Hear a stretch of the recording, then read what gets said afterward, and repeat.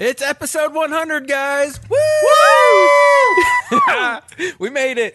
This is awesome. So we decided to make this episode a little special since this is it's a really good milestone for the podcast. You know, 100 episodes means it shows our dedication. Just love it. We also want to thank our listeners, and we really do appreciate getting to talk to you guys in Discord and supporting us by listening. And, you know, all those reviews that Kat reads every week that we get. Oh, yeah, baby. I'll read your reviews anytime you want me to. But also, for the first time ever, no spoilers this episode. This is a first. Oh, shit. I feel totally like we gonna should spoil have something and people will be pissed off. I feel like we should have the air horn at that, like the no spoilers part. We should edit the air horn in there and just go. I'll think about it. So for this episode, we all decided that the thing that would make it special is that we would all drink. So Leo always is he's like a seasoned warrior at this, right? So yeah. he's usually. Yes. You're not going to notice any difference. No, not from me. If you haven't noticed, you've probably noticed a difference in Kat. I've always been a lightweight my entire life. So you will notice a difference. I don't know about Bcom. We'll see. He forgot how to talk after taking one drink. I'm a veteran of drink your way through podcasts, so I know how to do it. I know how to handle it. That was so fun. We really have to bring that back. Yeah, someday. Kat, you okay? You sound like you're dying over there. It's because I laughed and tried to drink a sip of beer at the same time. You were trying that? It's difficult. So the agenda for this episode is we will start it with a little nonsense. Then Kat went to Anime Expo, and she's going to give us her rundown and her experience of it this year. Yes. And then we will finish it all off with some questions that we got from you guys. We tweeted about it. We talked about it in the Discord. So that's definitely a good reason to join the Discord. And we got a bunch of good questions. But first, let's do the nonsense. Bcom, you got anything? I started reading comics. I guess that's kind of stupid. What comics have you been reading? Okay, so because I'm insane and they don't have a fucking My Anime list for comics, and I need to catalog everything I ever do. I made stupidly comprehensive Google Doc. So I have that up right now. I can tell you exactly what I've read so far. But so you had to create your own My Comic list. Yeah. So I actually started reading Marvel's Star Wars comics, which are kind of pretty fucking good. Well, they range from good to and then kind of bad. They started with a Darth Maul comic, which it was bad. It was not good. But then they have these two long-running ones that are going side by side. There's the Star Wars comic, which is about main Star Wars characters like Princess Leia, Han Solo, Luke Skywalker, Chewbacca, blah, blah, blah. And then they have a Darth Vader comic, which is just straight up about Darth Vader doing evil shit, which has been running for several years now, too. So I'm slowly making my way through those, and they're really good. I don't know. And there was another... Well, so I read a bunch of those, and then I got into actual Marvel comics, and so they announced their Phase 4 thing the other day with their new movies for the next 2 years and TV shows, and one of those things was a Hawkeye TV show, and I knew that Hawkeye was one of Kat, isn't Hawkeye one of your favorite characters from the Avengers? No, that's Black Widow. Oh, you like Black Widow? Is my favorite. Yeah. I thought you liked Hawkeye because of Well, you wanted them to end up together or something. He decided to. He was fucking alive, and Black Widow died. So fuck him. You know what? He should have died on that cliff. Remember how we weren't going to spoil anything? She fucking took the bullet for him. Okay. I'm sure people know this one. Come on. How dare they? How dare they do that to her? She did not deserve that shit. So Hawkeye went and got his own family and everything too. So I know that little bitch. She didn't get a family. So there was this comic that came out in 2012, 2013 ish, called Hawkeye, or Hawkeye Volume 4 because Marvel's ridiculous. Written by Matt Fraction. That was just fucking awesome. And it's a very different Hawkeye from the one that's in the Avengers movies now, who's married and has kids. This is Hawkeye he lives in Brooklyn and he barely has his life together, and he's just constantly getting the shit beaten out of him. And, you know, he's the Avenger who is like the normal guy, right? Because he's not a god, and he doesn't have like an Iron Man suit. He doesn't have superpowers. He's just really good at firing bows and arrows and shit. Yeah. And also in that comic is the new Hawkeye, who is like one of the young Avengers, Kate Bishop, who is such a badass and also fucking hilarious. And the banter between the two of them in that comic is like unparalleled. And so when I heard about that Hawkeye TV show, I was like, oh man, I really want them to like adapt like this comic into that TV show. But then I was like, I don't know how they're gonna do it, because the Hawkeye people know from the movies is like an old man like who is married and stuff and like settled down now, and it's like doesn't make sense unless they do like flashbacks or something to this Hawkeye. But even that might not make so much sense. But I man, it would be such a good TV show if they could adapt this. There's an entire comic that is from the perspective of his dog. And what? Yeah. And so like the dog doesn't understand many words, but he understands a few. And the rest of it is just what the dog can smell about people. And so there's like these little circles that pop up that are like they're distinctive smells, and it tells the story through like the things that the dog is smelling throughout that issue, and it's so good. It's so fucking good. That sounds really interesting. Yeah, if done it's such right. like a experimental way to tell a story. It's like, what's he smelling? Is he will smell their like anxiety or like stuff like that? It's mostly like certain like their like Kate Bishop and Clint Barton, Hawkeye, put on like perfume and cologne at one point and go out, so he'll smell stuff like that. He'll smell stuff like just individual people's scents, so he can tell if they're like in an apartment or not. And when they're not, he kind of catches on to it and is like, that's strange, and goes like looking for them. Or he finds that somebody was murdered, and he can smell the different scents at the scene of the murder and is able to follow the one that is the criminal. And like basically catch him. It's just awesome. It's just freaking awesome, and I would highly recommend reading that.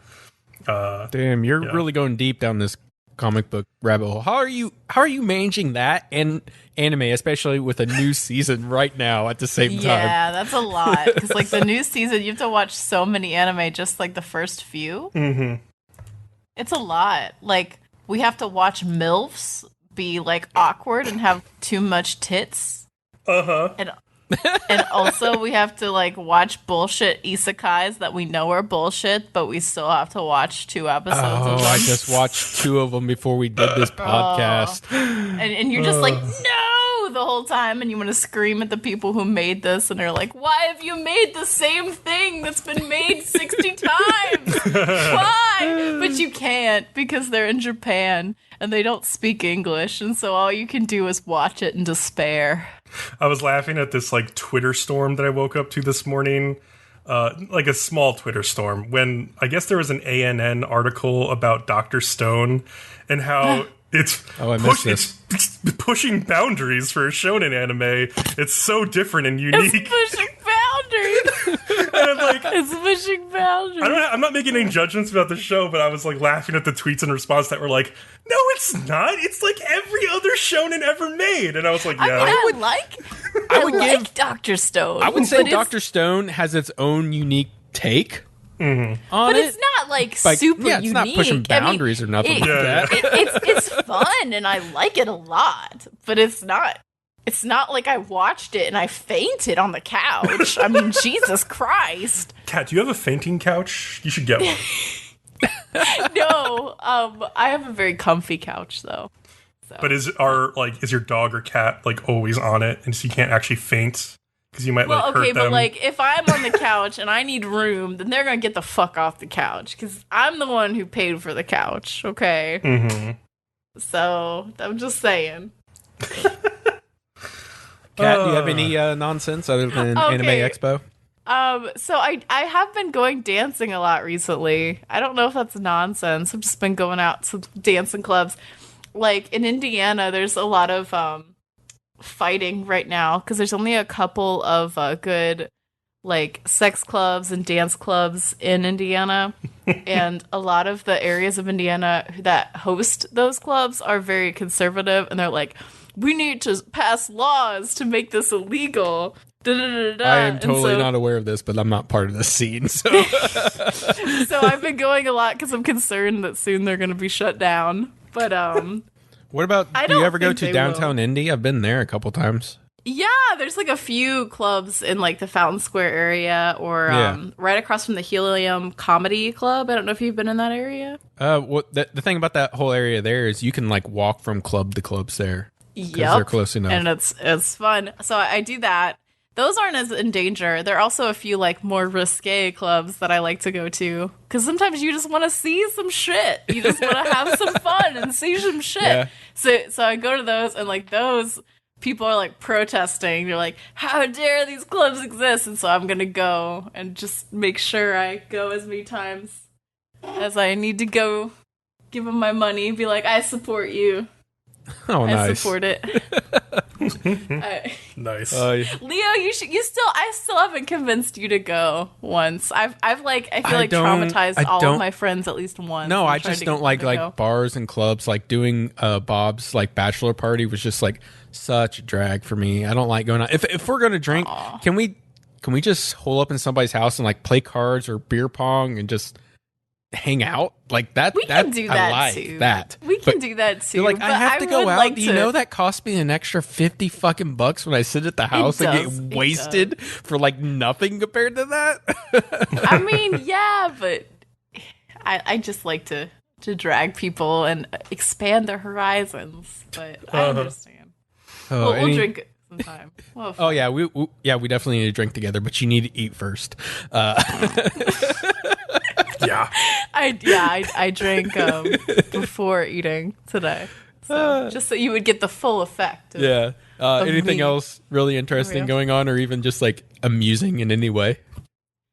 No, I've just been trying to have a lot of fun for the summer. Been going on kayaking trips. Oh yeah, I just went on mine last weekend. Yeah, just been slathering fucking sunscreen on like it's no tomorrow. I put it on 4 different times. Pale ass bitch. I was fortunate and did not burn. Yeah. Just been having all the fun I can have. That's all you can do in this life. All right, cool. I've got 2 stories. This one just literally happened last night.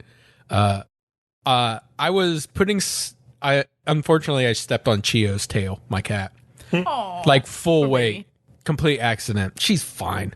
But she cut me in the process. Anyways, yeah, whatever. I'm just putting something in my air fryer, whatever, and like reading instructions, whatever. And like I go to turn around, but you do the one step as you walk backwards to turn.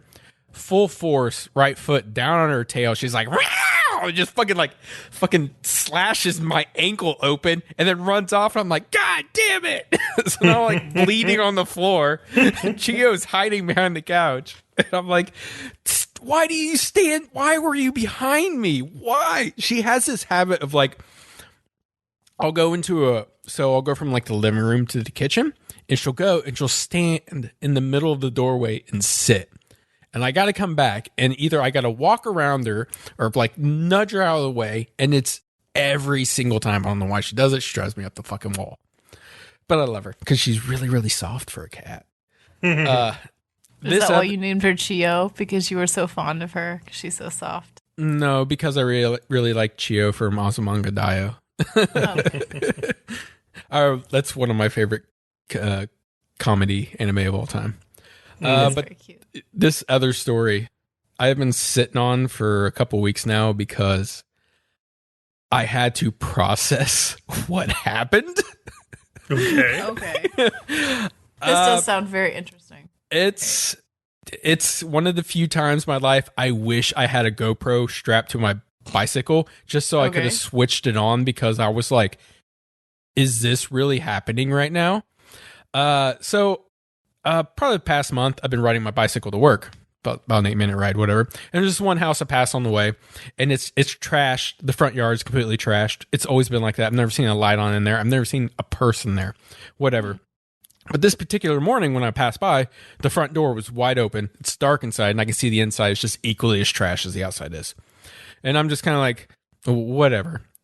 So I go to work, whatever. And I'm coming back from work and I pass this house and there's this lady out front and she's kind of pacing and chewing on her thumbnail. And I'm just like, whatever, you know. And I get about 2 more houses away and I am not entirely sure what she yelled at me. But what I heard was, "Hey, Ray, let me talk to you for a minute." And I'm just like, oh, shit.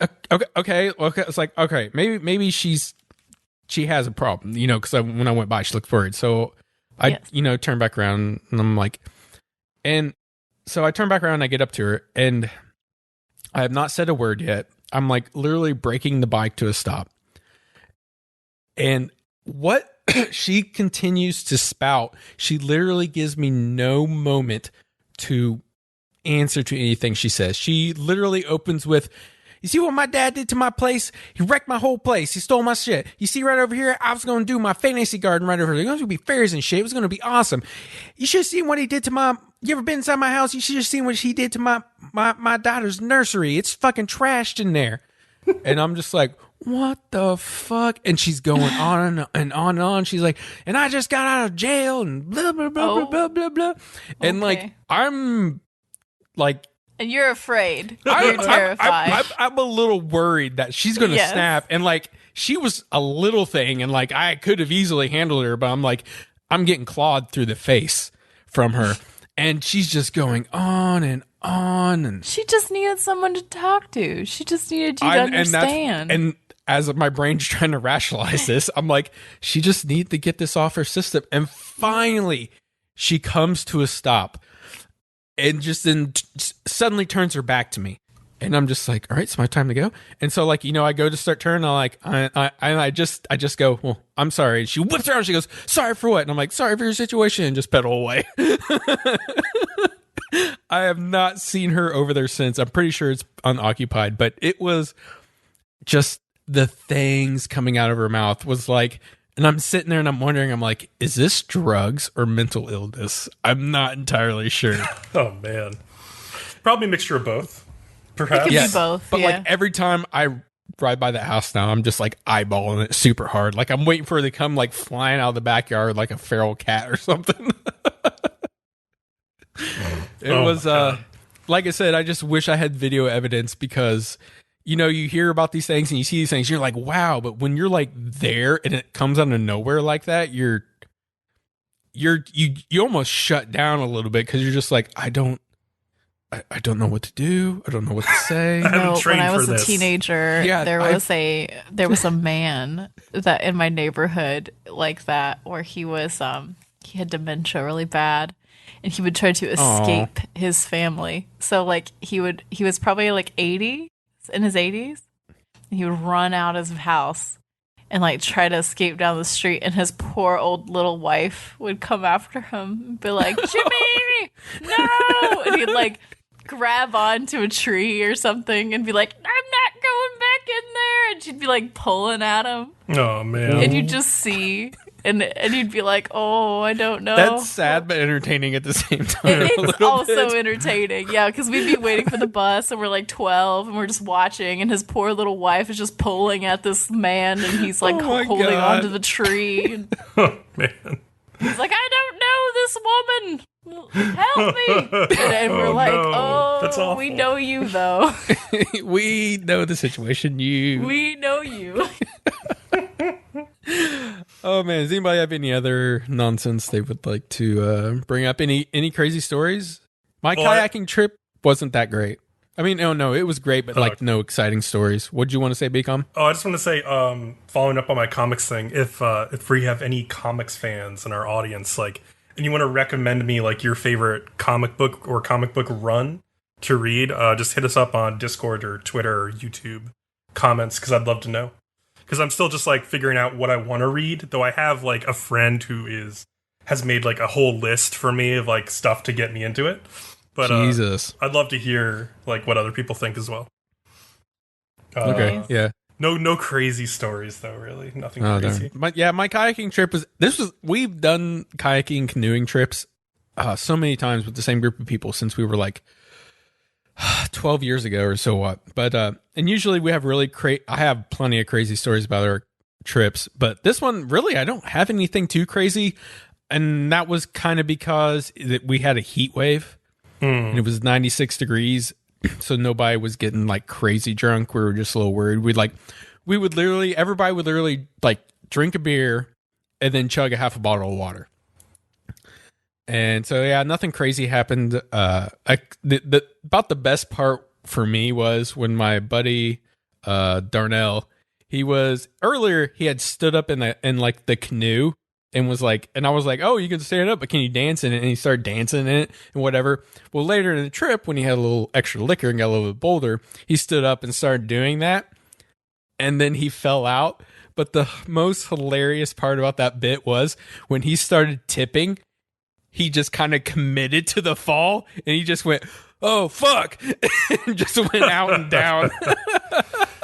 Well, the best part was like you saw him physically know he wasn't going to save himself, and rather than struggle, he just was just like, oh, this is what goes down, and just went with it. Yeah, it's probably the safer thing to do at that point, honestly. Like when you because the softest thing you're probably going to hit is the water. Like if you're drinking and you try to like correct your balance when you're tipping over, you're probably going to overcorrect and really hurt yourself. And he probably would have just taken the canoe with him, which would have been unfortunate for Bob because he was in it with him. Yep. That's funny, though. It was a great time. I still need to meet Bob. Maybe we should have this like board game night with Bob. Yeah, well, actually, I like a couple days before, I really contemplated like seeing if you maybe wanted to go, and I was like, nah, it's too late. Let's not worry about it. Then when I got there, my buddies who know about you, and they're like, oh, we're so in love with her voice. They're like, why didn't you invite her? I'm like, I'm sorry. I'll do it next time. Yeah, Leo, why didn't you invite me? And it was so great because Bob was out there. First thing he does is take his shirt off. Fucking, you can't even fucking look at him. He's so goddamn white. And he's a ginger, and it's fucking amazing. We're just like, I love wow, gingers. Bob. They're my favorite. Leo, have you ever seen Too bad that Bob's getting married. Well, I don't know if he's getting married. They're looking for a place, but then the shit he told me the other day, I'm not going to put it out there, but for his sake and my sake that he doesn't fucking move out and I'm out $550 a month, I hope it doesn't work out. Oof. So, Leo, have you ever seen a movie with Bill Murray called What About Bob? It's an older movie. It's like from 1991. It's fucking hilarious. Like Bill Murray plays this psychotherapy patient of Richard Dreyfuss, who like Richard Dreyfuss is like taking his family on vacation, right? And Bill Murray, who is his patient, just shows up to the place where they went and is just like goes on vacation with them. And I'm really concerned of why I don't know about this, or my friends have not told me about this, because this is so up my fucking alley. It's not even funny. Yeah, this will give you a lot of Bob material also. Because there's like Richard Dreyfuss just like loses his mind because like he can't deal with Bill Murray, and it's great. Apparently need to invite over some of my not just the guy friends, the girlfriends too. Mm-hmm. And we need to watch this and make sure Bob's here, because this is gold. Why, man, I find it so hard to believe that nobody else in my group knows about this movie. I think it's like it's like one of those Bill Murray movies that's kind of under the radar. It was also directed by Frank Oz, like the puppeteer, which is like a weird thing about it. I don't remember if there's like puppetry in the movie though. I don't think there was. But yeah, no. It's a really funny movie. Like it's oh really my god, good. Thank you for this. This is gold, dude. Good. Yeah. I'm glad. Oh my god. Woo. Is that that was really fun to do the nonsense and just not like fucking care about time for once. Oh, I know. Well, yeah, that's always nice. Bcom's always looking at us like, dudes, come on. Well, I'm doing the same thing too, because I don't want to be here so fucking late at night. Well, but isn't it fun to be here so late at fucking night? Because we're adults and we can do whatever the fuck we want. That's true. I could like read comic books and watch anime. Maybe we can regret our choices later. Play Isn't that video the part games. of being an adult? Right. Yeah. Oh man. All right. if that's everything, Kat, tell us about your Anime Expo experience. I've never been. Bcom, have you been to any cons? I've actually never been to a single goddamn con. Oh, really? Oh, yeah, I've been to cons. Like, I've been to a lot of cons. Anime I've never Next been to Anime Expo. in New Jersey and Anime NYC in New York are the two like big anime cons I've been to. So I found it from this. This may be the first con I've been to where it's like nonprofit, where it's based on kind of a more volunteer basis. Mm-hmm. I've been to a lot of cons like Colossal Con, which I do want to drag Leo to someday, and maybe Bcom as well. I don't know. Where it is a profit con, and so while people have like, there's pros and cons either way. There's pros and cons. Pros and cons, yeah. But I personally think it's better that way because you can hire more staff and you can actually coordinate because it's based on profit and based on people getting where they need to go, right? Whereas with the nonprofit, I don't know if it fits this because this is the first one I've been to, and maybe it is partly because it is so large, but there were just a lot of issues with people getting where they needed to go. Like there was a lot of confusion about where panels were held, and where people needed to be lining up for certain things, and where even some things were, because they would change like where they were sometimes. Yeah, I heard from friends who were there there was a lot of confusion about like when they were going to clear a room or not clear a room. Yes, or not. Because they would say, we're going to clear the room. Don't bother lining up now for the next panel after this. Mm-hmm. But then they wouldn't clear it. And so then that would tell people like, oh, that's all bullshit. They don't have the staff to actually clear the room. Right. Let's just camp out in this room all day. Right. And so that's what people would do, is they would just camp out in the same room all day, which I have to admit I did that one day, though. Because like, there's no other way to get to some of the big panels that you want to go to, because even the smaller panels, you can wait in line for 2 hours. The bigger panels, you may not get in unless you are there all day. Right. So well, how does a con work between a nonprofit and a profit con? So the profit cons I've been to, they will count. Like I've been to Colossal Con before where they've had guests that are famous, and they will literally go through and count, like, this is how many people fit in this room, this is how many people are in the line, and they'll have 4 staff counting, and they'll all confer with each other and be like, okay, and then they'll go to someone and be like, you're the last person, after this you all might as well leave because there's not enough room for all of you, so get out. And I personally think that's better than a bunch of people waiting in a line and then finding out they can't get into the Why does it fail when it comes to a nonprofit con? Because I would feel, because just off the top of my head, I would feel like nonprofit is like you hire the amount of staff you need and whatever. Well, but they don't hire any of their staff. All of their staff are volunteers that aren't being paid.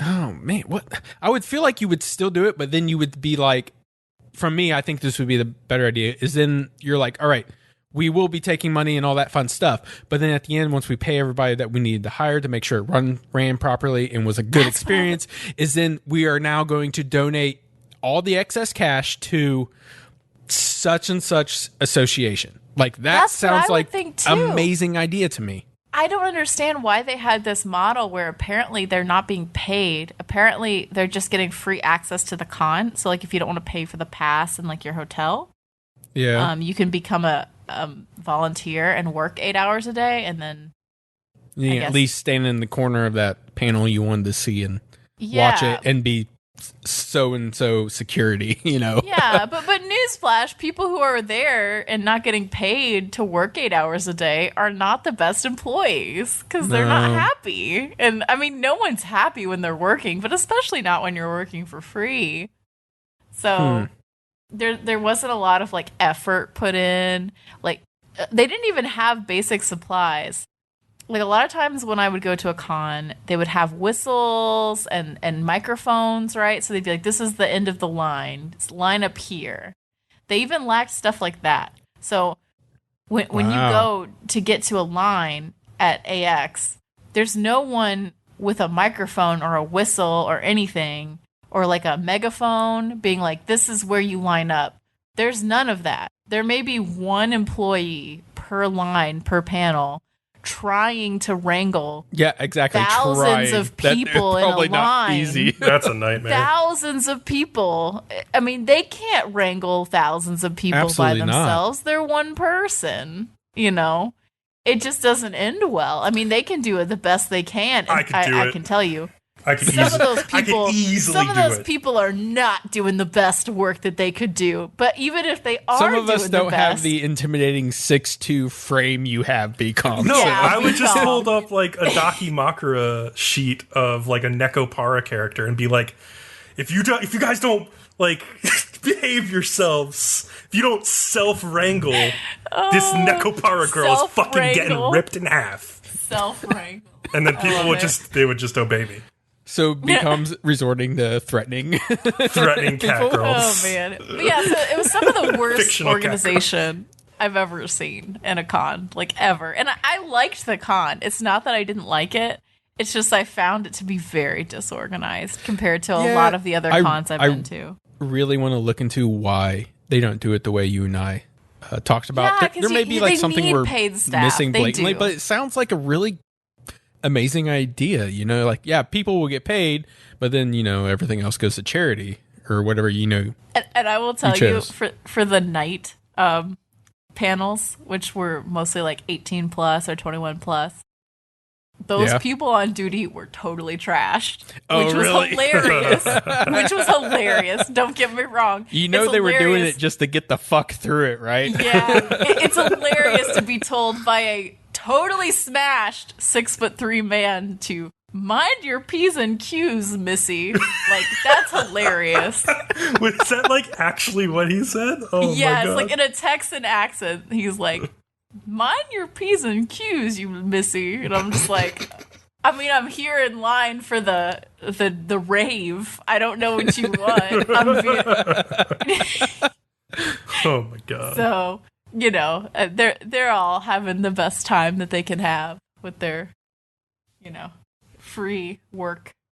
But yeah, so it was fun still. Like, I liked the kind of panels they had. They had some panels where obviously you would never see that. I saw a lot of things in advance that, I mean, aren't going to be out for a while. Like, I saw No Longer Human, the film based on like Dazai, the famous writer from Japan, and that was interesting. I think they still have some CG work to fix before they actually publish that, because there were some parts of that movie where I was like, ooh, that still has some issues. But I think that's mostly because they were previewing it to us. Okay. Yeah, so they said it was still unfinished at the moment.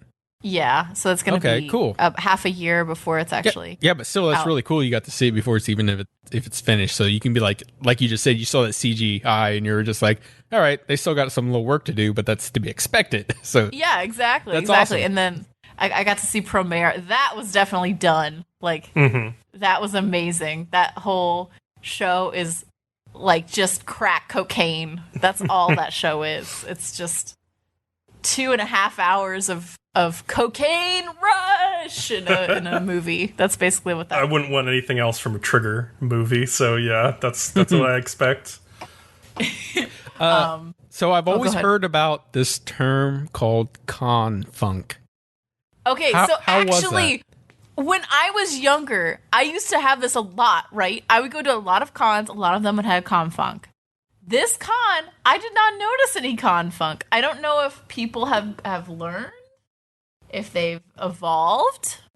It's funny because my Twitter feed was full of like people talking about Guardian Con, which is for a video game, Destiny, and they were talking about, if anything, people please wear deodorant.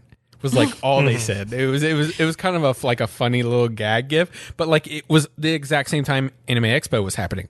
Yeah. So like I figured it was the same instance. There would be a very occasional instances where I'd pass someone and they'd be sour, you know, but not very much. And I used to see a lot of it, especially at the raves. And I went to a lot of the raves, like at the 18 plus and 21 plus areas. I did not see a lot of con funk, and I have to tell you, like, those were the highest offenders at a lot of cons I've been to, where you'll go to the dance party and like people are sweating and people are that kind of makes sense though. Yeah. Because then, And like, the that was deodorant starts to break down, not be able to do its job as well. Yeah, and that was not an issue at this con. So I don't know if people are just growing up a little bit and they're learning. I Maybe don't know. deodorant has gotten better. Maybe. Throwing that theory out there.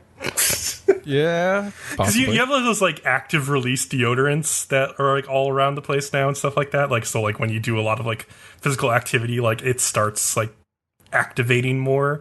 I don't know if that shit actually works. I'm just, I'm saying maybe it works. Who knows?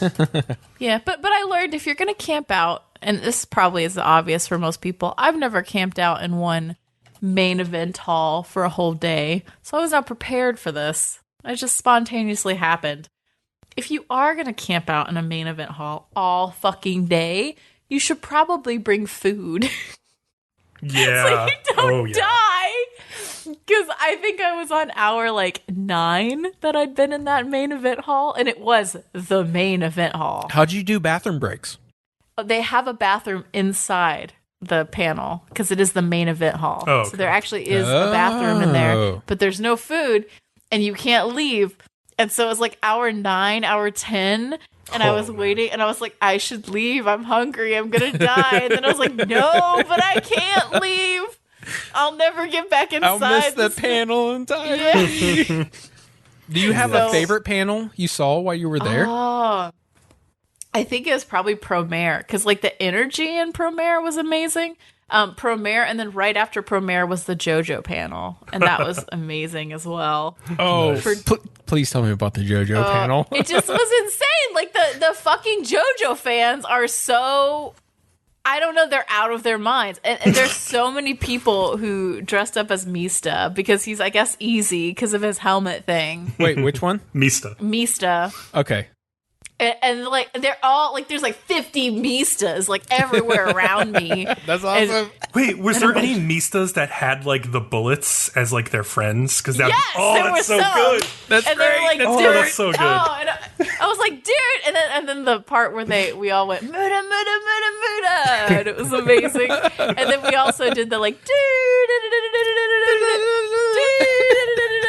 and That's like, awesome. Like 3,000 people doing that is ridiculous. It's probably deafening. Yeah, I can only imagine. Did you see any Giornos and Brunos making out? No, not making out. Unfortunately, I would have liked that a little too. But yeah, and honestly, the area where people are selling stuff, the merch area, was so huge. It's like, it's almost overwhelming how large it is because you go in there and there's just too many fucking things, and then you realize slowly that this is only the actual merchandise. It's not the artist alley. The artist alley is underneath, and it's a whole other one. Mm-hmm. And it's so overwhelming. It would take you an entire day to get through even just one of them. So it's just 2 days of walking around looking at all the stuff for sale. It's insane. What did you pick up? Did you get anything? I bought a shit ton of posters. Holy fuck. What are you going to do with them? I'm going to frame them like an adult and put them in my house. There were a few where they were really expensive. There were some artists there that were like very professional artists who were doing Ghibli paintings, and they wanted like several thousand for their original artwork. Wow. Oh, Jesus.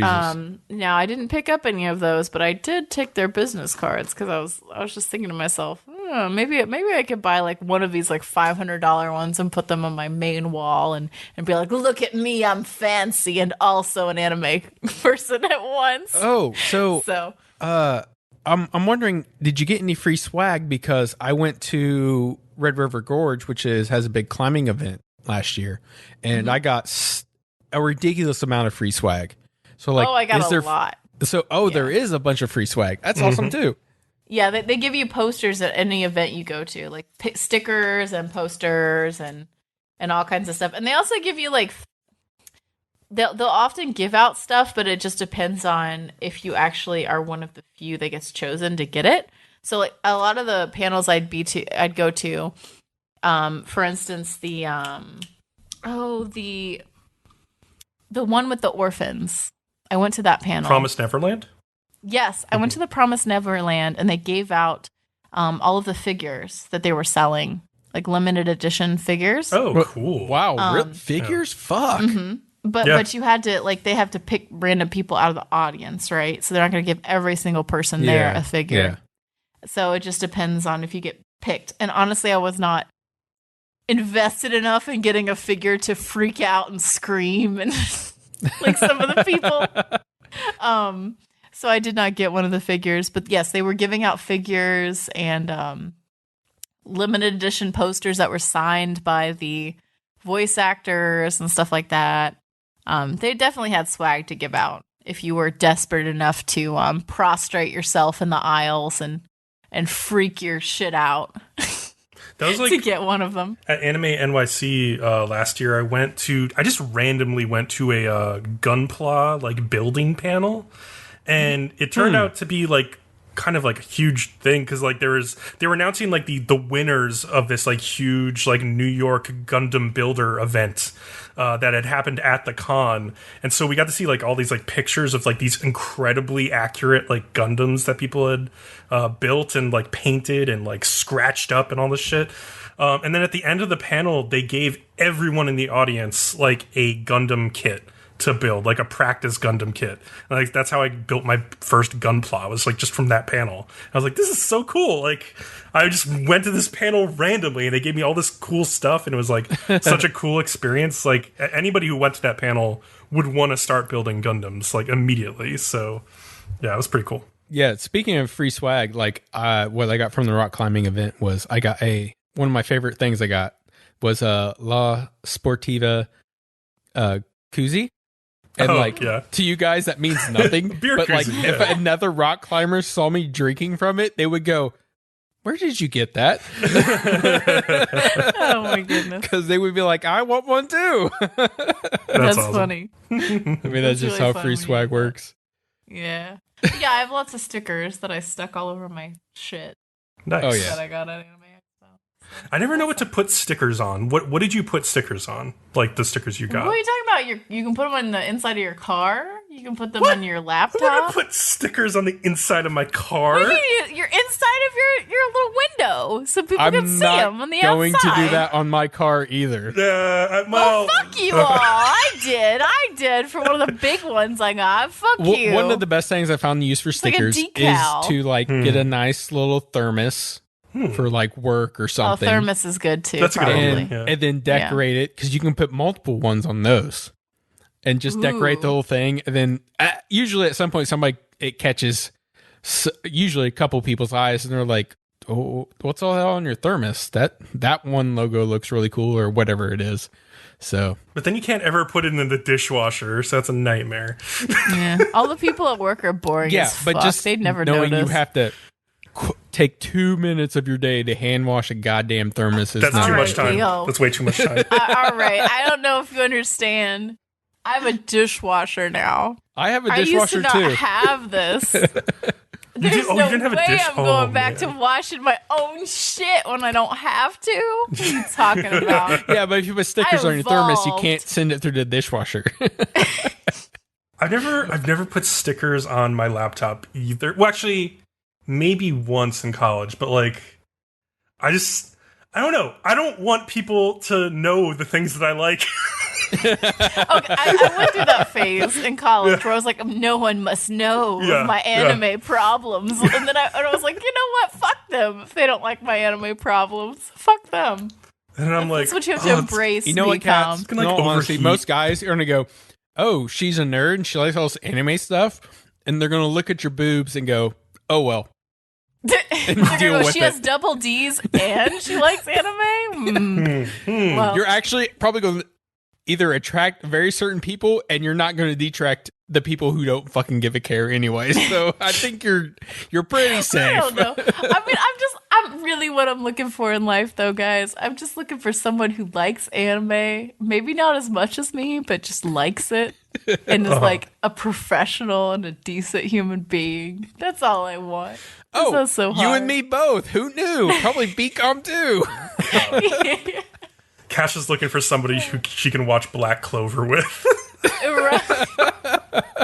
Just reluctantly watch it with me. I recently heard Black Clover got really interesting with the latest episode. I've fallen behind a little bit, unfortunately. Sure, it That's did. easy to do. Sure, listen to Bcom, who knows like Becomes nothing such a about snob. it. He's Such seen a like the fucking first snob. 3 episodes. Yeah. That's it. That's it. That's Look literally at this it. fucking bitch over here. Like he knows any better. I'm at least He's got at such good 84, taste. and there's I don't know how many 93. Let me ask you decent. something. This is a very important question. Are there any other different types of clovers in black clover that are not black? Are there green clovers? I mean, would that be there's as a 1-leaf fun? clover, there's a Become? 2-leaf Would it clover, be there's as a emo? 3-leaf clover, there's a 4-leaf clover. But are they all black? No. Wait, no, they're not. No, you don't understand how the system works. You need to watch the anime before you criticize. I'm just saying, like, has it even branched out? I don't know. We'll see. Okay, we should get to the questions. We should answer these bitches' questions. All right. Okay. Let's take. My drink is out. We're going to take a brief Let's break reload. Yeah. and reload and take a couple deep breaths, get our bearings back, and then we're I going to can go through the feel questions Bcom submitted. getting more drunk. Can you guys feel it? Because I can feel it. Because I feel like him sober would have never said, "Let me ask you I a feel like question." his anxiety Let's be takes a honest. weird, twisty turn Uh-huh. than usual. Oh, that's true. God. All right, we'll be back in just a second. So listen to some of the other people we listen to and have fun. Yes. Yep. Bye. Bye. The following is an extract from Reanimator Pod episode 47, Blood, Blood, Blood. Taka discusses Des Irae. Most of the characters in the show, particularly the villains, have more than one name, like many more than one. For example, the super powerful mage from my synopsis is Karl Kraft, also known as Mercurius, also known as Faust, also known as Saint Germain, also known as Paracelsus, also known as Cagliostro, also known as Copophilius Smudge. Woo! Okay, that last one is a Reanimator special, but the rest are all legit. Like, he actually has those names. How about a few more? He's got more names? No, they're other characters. He actually had that many names, though. Wilhelm Ehrenberg is Kazikli Bey, because why not? Valeria Trifa is Christoph Lohengrin, who's a priest and is commonly referred to as Father. Lord Heydrich is also Reinhard, and Teresia is Rhea, but Fujiren, aka Zarathustra, is our main character, and also refers to Rhea as Senpai. So we never really learn her name until other characters start calling her Rhea. But really her name's Teresia, so I don't really know how that adds up. And if you like that and you want to hear more from the Reanimator Pod, head on over to reanimatorpod.com. That's REAnimator pod.com. New episodes are out every Monday.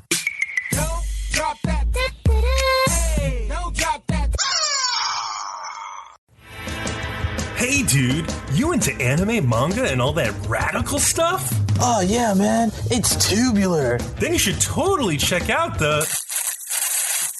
This transmission has been hacked. If you want discussions, debate, reviews, and all in between, you must listen to the Anime Radicals Network at www.animeradicals.com. There's timely reviews, revolutions, mecha, and much more. Find it on iTunes, Google Podcasts, and all podcast catchers. The Anime Radicals Network. The revolution will be simulcast. And here's another tasty morsel from the Trash Pandas Watch Anime podcast. Some fan service. Yeah. I mean, it worked pretty well in Dragon Ball. Do you remember those scenes with Bulma? Bulma was running around in a bunny outfit for the longest time. I know. Akira Toriyama. We can get the Dragon Balls, and then we can make our wish. Bulma's panties. Did Oolong wish for Bulma's panties, or did you just wish for a pair of panties? I think it was just a pair of panties. I'm sure it's different in the Japanese than it is in the English dub. But yeah, he just wished for panties. They're probably used. As always, you can find us on Facebook and on Twitter at Trash Panda Anime. You can find us on our website, tpwapodcast.com. You can also find us on assorted sites like SoundCloud, Stitcher, and iTunes.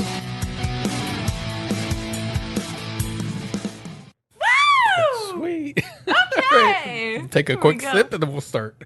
No, I'm going to fill up again. We're going to answer questions now. Are you excited about Pouring another questions drink. now? All right, look, Everybody, we're waiting on Bcom. He's going to make a Even drink. if you're at work, take a drink. We're going to answer questions. Actually, this is our intro. I'm just going to keep it. This should just still be our intro. So, It's guys, good enough for we are episode back. 100. and after taking some deep breaths and pouring a couple more drinks, we have Even composed if you're ourselves at enough work, to continue this podcast. I expect you to take a drink somewhere. I don't care if If you're you're to of the age, bathroom we want to suggest that you're and take of a age. shot in the bathroom at your job. Do it. If you want to take a Japanese shot, it could be a shot of green tea. Aw, Bcom, don't give them that option. It's just sad. Okay. Yeah, it's like an open question whether this podcast is going to make it to episode 101. So Is we'll it an see. open question? I think we'll be all right. Well, depending on what happens in the second half of this podcast, you never know. Okay. Oh, we'll be fine. We're all adults. We can control ourselves. Sure, we So are. now we're moving on to some questions from you guys. We got a bunch of really good ones, really. And some terrible ones. If you think so. I found some difficult, though. So our first couple of questions are from our good listener and fellow podcaster from Anime Radicals, JDBowling. Yeah. His first question is, how is Bcom so handsome? Years of How are practice. you? How dare you be Bcom? Let's put Years him of on practice. the trial. On trial for your handsomeness. I got pretty eyes from my mom's side of the family. It's the Do you Italian have heritage. pretty eyes or hungry eyes?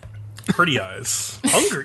What do hungry eyes look It's like? Like that song. Cat, it's the Italian. Oh, Yeah, God. Cat, it's the Italian heritage. So he's got like the nice dark hair, the dark eyes, you know. If I ever went outside, I'd have the tan olive skin too, but I don't go outside. Yeah. Also, JD needs to go back to his optometrist and probably get a pair of glasses. I would think. Oh boy. Oh boy. His second question: what could be done to make Leo more like a lion? Ooh.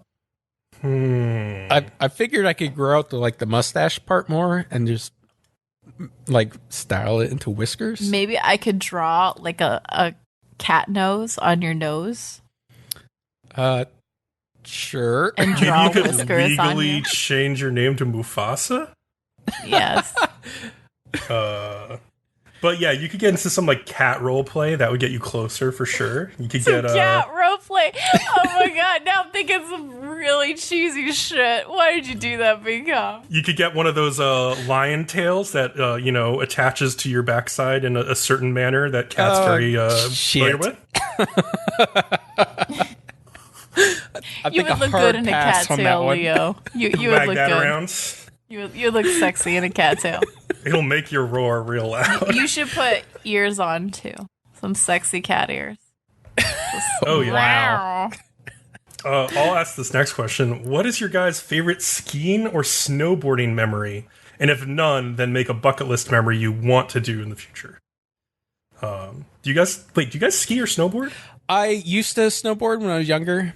My most prominent memory is going off a ramp and landing in such a way that my whole impact caused my elbow to jam into my gut and knock the wind out of me in like a way that like I'm surprised I didn't pass out because I couldn't fucking breathe. Ouch. Yikes.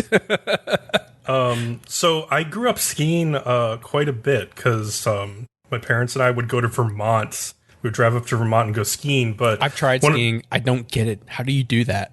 It's so much easier than snowboarding for me anyway. Snowboarding's so much more easier for me. No, it's not. It's like a nightmare for your knees and your back and your butt and everything. It's awful. Skiing is so much more natural. You have it's like just like walking on 2 feet. It's No, they're like skiing. They're like, oh, I don't remember anymore, but like, oh, point your knees or legs inwards or outwards, and I would do it, and I'm like, I'm still gaining speed. It doesn't At the work. end of the day, you're gonna end up in a pile of snow anyway. It doesn't matter which one you do. No, I would just end up having the fall because I'm like, I'm still going faster. But yeah, I think my favorite skiing memory is when my family, including my grandfather, took a trip to Colorado to do some real fucking skiing. And I think we went to Vail and Beaver Creek, but I remember Vail very well because like my grandfather and my dad and I just like were blazing down some black diamond trails and stuff. And I think my dad and I even went off the backside of the mountain, which is called like the back bowls, which was, it was so, that part kind of sucked because there was a ton of powder, and if you ever like stopped, you would just sink into like 3 feet of powder. Right. and you would just like be fucked. Like you couldn't do anything. Like you have to take your skis off and like try to fish them out of the snow and then like walk down the hill a little bit and try to get them back on. It is a nightmare. Have you ever skied or snowboard, Kat? No, I haven't. You've definitely sledded though, right? You're in Indiana for fucking crying out loud. I've done a lot of like, let's sled and then crash and just be completely covered in snow. Yep. Yeah. I don't know. I guess my that's the Indiana way. When we sled, you crash. You crash like fuck. You crash like fuck and you laugh about it. That's the rule. That's exactly how it works out. Yeah. So my bucket list is to just do it, I guess. Yeah. If you don't crash at the end of your sled, then what have you done with your done day? Nothing. How dare you? You at least need to have gone off a ramp. Yes. At least at that point. Yes. Also, I'm a professional at snow ramp making because I've done it for years and years and years. I grew up next to a lake that had a large earth dam. So it was perfect for building ramps off of. Nice. So much fun. His next question, the last question is, have you guys watched Seven Seeds on Netflix yet? Okay. I've seen the first episode of this shit. And it's confusing. Because there are different groups. I had to watch the trailer, and I saw that there were like multiple, like maybe 5 groups. Yeah, there of people are different that follows, groups. and with multiple people, and that sounded really confusing to me. It's very complicated, and I don't know yet because I haven't watched farther. But from the first episode, I did not understand what was going on, and I was frustrated. So I'm going to continue watching. But I have to tell you, the beginning is not user friendly. It is not viewer friendly. Do you feel like if you watched the first episode a second time, it would possibly help? Because you would understand more. But I have to admit, in every group, and there are like 3 or 4 groups, there's like one dumbass in each group. And I don't understand how that could be that there's just one person who's an asshole, like a total asshole in each group. And everyone else seems reasonable. That seems very... Because in reality, right, everyone's a little bit of an asshole. And everyone's mostly reasonable. That's the way the world works. For there to be only one person in which all the assholes congregated in each group, that is an irrational thing. Well, I don't know. Because there's always the one person in a group that you go be like, that's the worst person, that's the bad person, that's somebody you don't want to be. And then that sets everybody else off against them. I don't know, but I like just have to tell even you. in real life, there's like, even if you like in my factory where I work at, even if you go to each department, there's the one person in each department that nobody likes, and but the don't worst you person. feel bad for that person? That person has societally been ostracized for the good of usually the group. I feel like mostly there's a good reason, but even if they were to leave, I could tell you probably who the next person would be to take their position. Oh, I know. There's always the next person. There always needs to be a scapegoat in society. I'm just saying, usually it's not so clear cut. Usually it's like, this person was a little bit of an asshole, but everyone decided that they were the person who they were going to pick on. Like, it's not usually that they're that blatantly shitheaded. And in this anime, those people who are shitheads are very, very much shitheads. Like, one of them just sexually assaults, like, a bunch of people immediately. It's like, I'm going to slap this person's ass. I'm going to try to rape this person. Like, in the first episode. And I'm just thinking to myself, this is so dumb. Nobody in real life is like, oh, we're stranded on an island. This is all the first episode? Holy shit. No one in real life is like, you know what? We're stranded on an island. I know nothing. You know what I should do? I should try to rape someone. Nobody does that. That's not something someone does. Oh my god. Yeah, so this is like, I just watched the trailer and I was like, this doesn't look very good. And so I went to look up the studio. And it's Studio Gonzo, who I'm trying to remember the last time they did something I liked. Like, I know that, where is it? Kat liked, Kakario no Yadomeshi, but I didn't watch that, so...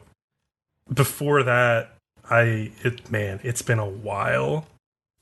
I don't even know. I'm scrolling down my anime list in order of start date. I have not found anything yet. I definitely recognize Gonzo, and I know they've done things I'd like and disliked, so... Yeah.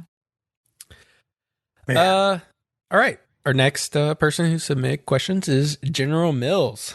He asks, or I she, love his cereal. So what good. is the one anime-related feature about your fellow co-hosts that ticks Oh, you off God. the most? Oh shit. Put another way, if you had to give your co-host an anime intervention, what would it be? Do they have an unhealthy obsession with moe? Do they watch dubs? Maybe they spend too much on figures and merchandise. Maybe they have terrible taste in hentai. Okay, I feel like we should pick on each person in turn. Bcom. Okay. Okay, I was thinking about this a little bit. I think that Leo sometimes forms an opinion on something, and then it's very hard to change his mind about anything. Yeah, he won't change his mind. It doesn't matter. To be fair, anime often don't change very much over the course of their run.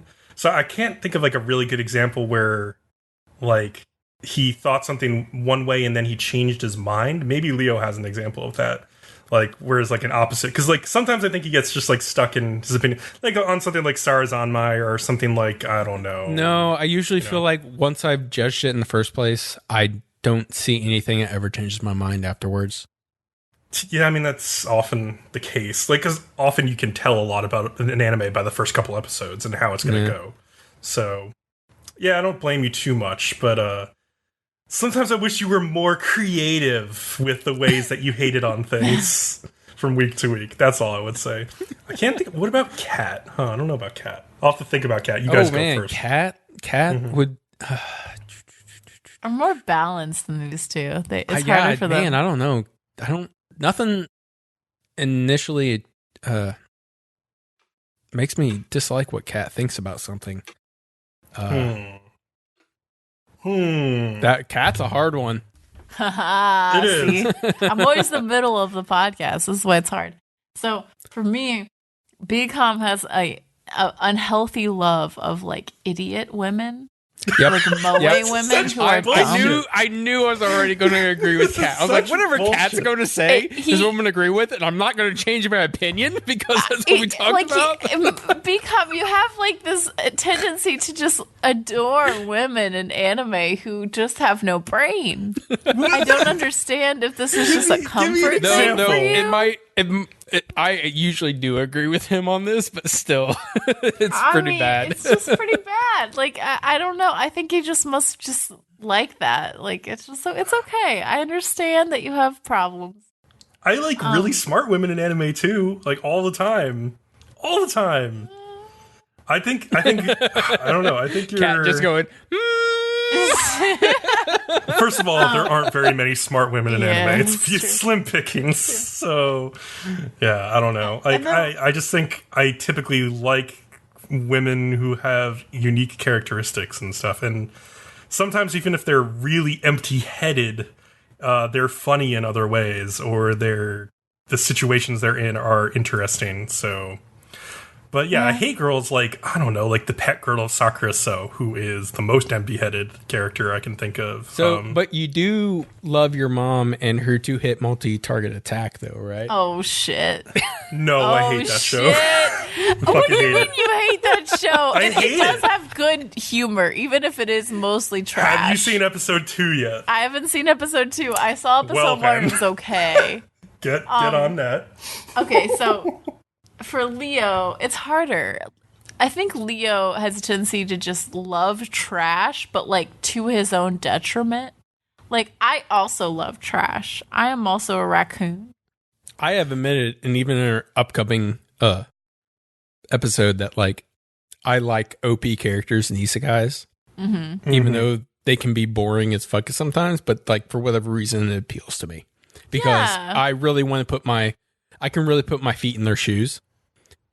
And like, I get that. To me, that's that. But so, I mean, sometimes I'm just like, you're being a little too stubborn. Like, you have to admit at some point that it's too trash, that you have to walk away from it, and you don't. But I get that. It's dedication. Why are you talking about JoJo like that? That's not fair. Yeah, I don't know. There's sometimes for me where Kat just likes trash, and I don't get it. But I'm never, like, mad at her, I don't think, for liking trash. So I have an unhealthy obsession with, like, harems and shit. Yeah, I admit this like, about myself. Shows. I think it's my own desire to, like, have it all, right? Have all the bitches. Have all the sexy bitches. speaking of harem shows, I was playing like Forza Horizon 4 the other like a week ago, and I was just trying to get a bunch of achievements and it was really boring. So I just put on the dub for quintessential quintuplets in the background and just watched the entire fucking show while I was playing Forza Horizon 4. Jesus Christ, man. It was a fun time. I will say the dub for harems makes them more fun for me sometimes because you get more emotion out of like the English voice actors and you don't have to like watch the screen the whole time with the really boring, shitty harem animation. So like you can get a lot out of it. And I think they did an extremely good job with that dub and kind of made it more entertaining for me than the original voice work. So yeah, I don't know. I get the appeal of harems sometimes. I still wouldn't give that show more than like a 5 out of 10, but it was entertaining enough. And I would like watch season 2 in the background while I play Forza Horizon 5 or something. Whenever that comes out. That would be great.